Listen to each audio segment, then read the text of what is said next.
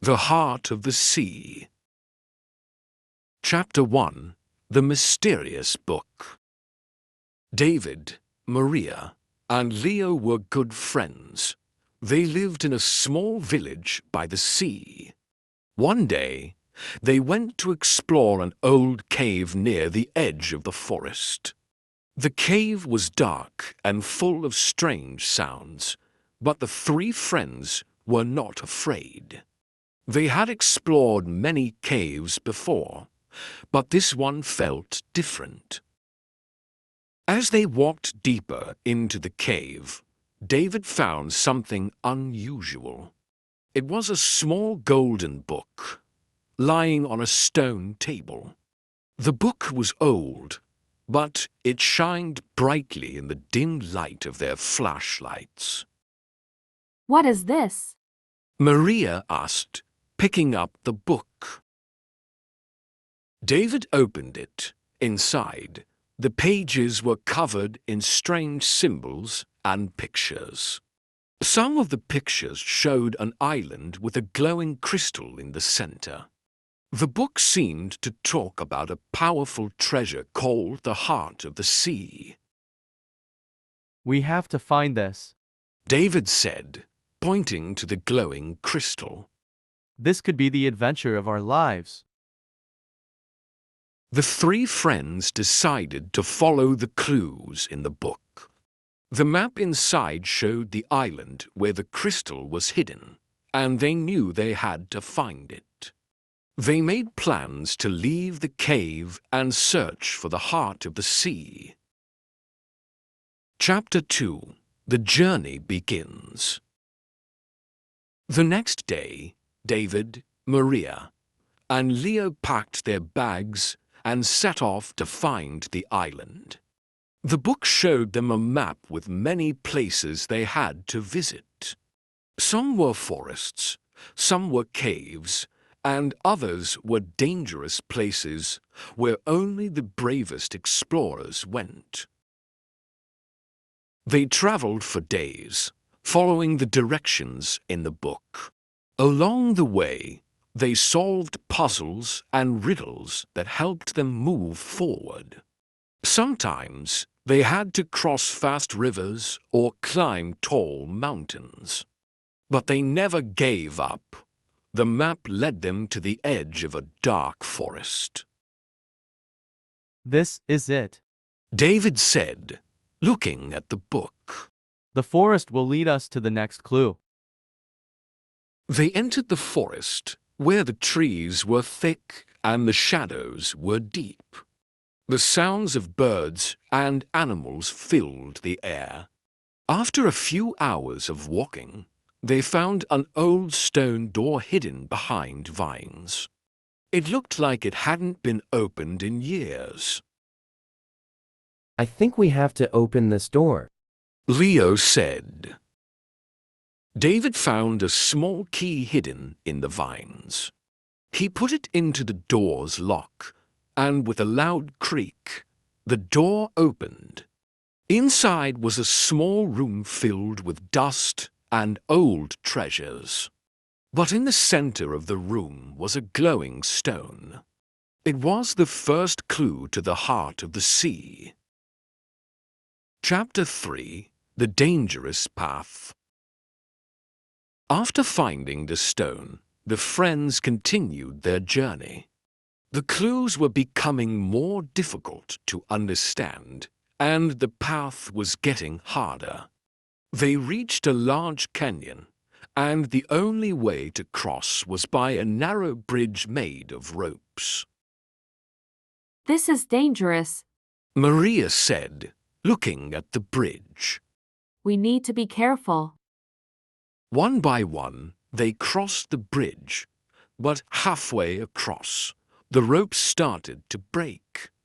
David and Leo reached the other side safely, but Maria was left hanging from the ropes.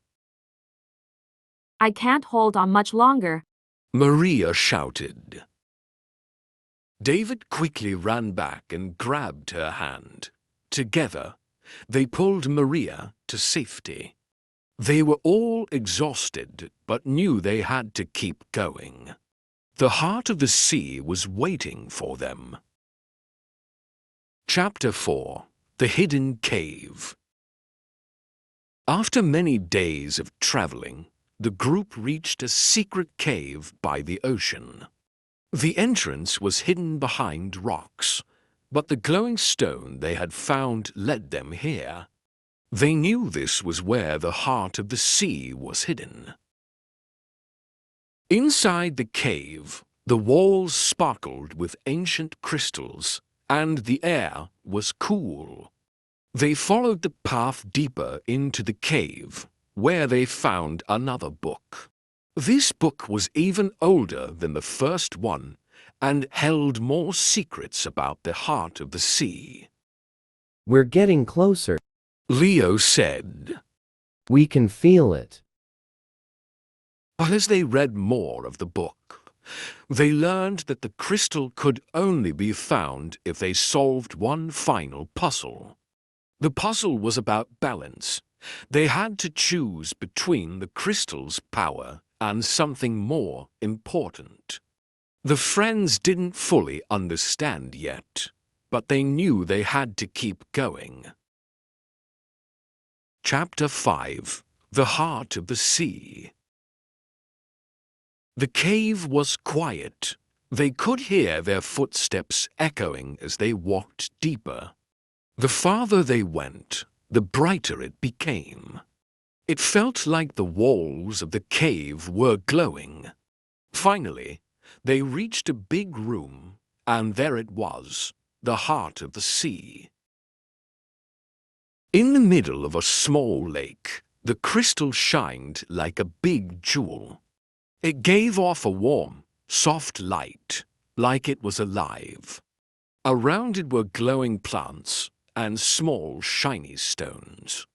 It was beautiful, and the friends stood there for a moment, amazed. This is it. David whispered.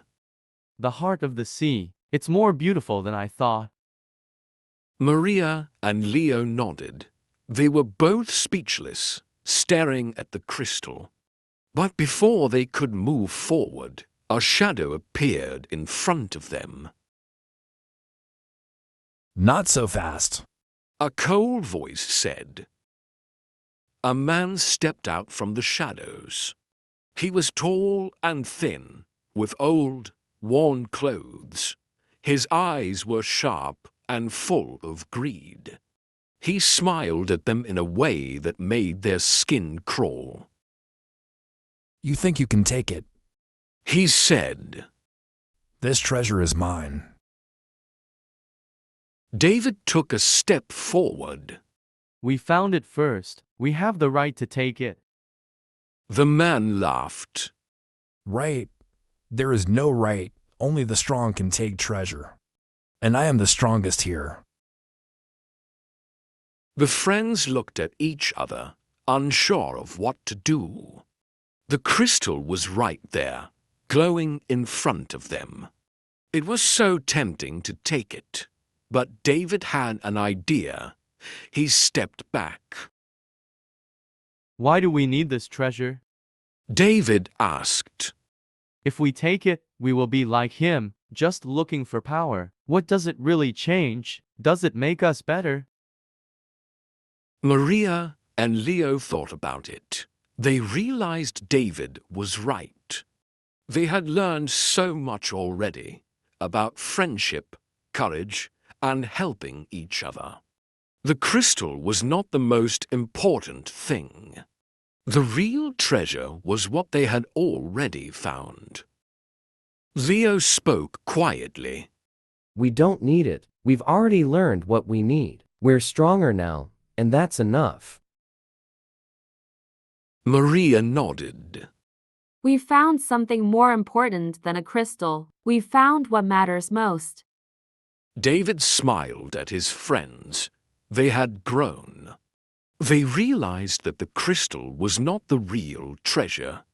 The real treasure was their friendship and the lessons they had learned on their journey. Let's leave it. David said. It belongs here, in the cave. We don't need it. We've already found what we need. The treasure hunter watched them, surprised. His hand was still reaching for the crystal, but he didn't stop them. He knew that the true power was not in the crystal. It was in the choice the friends had made. The three friends walked away from the glowing crystal. They felt happy and free, knowing they had made the right choice. It wasn't the crystal that made them strong. It was the lessons they had learned and the bond they shared. Chapter 6: The Return Home. David, Maria, and Leah returned to their village, their hearts full of stories and lessons. They had learned that adventure was not always about finding treasure, but about the people you meet and the challenges you face. They would always remember the heart of the sea, but more importantly, they would remember how they grew stronger together.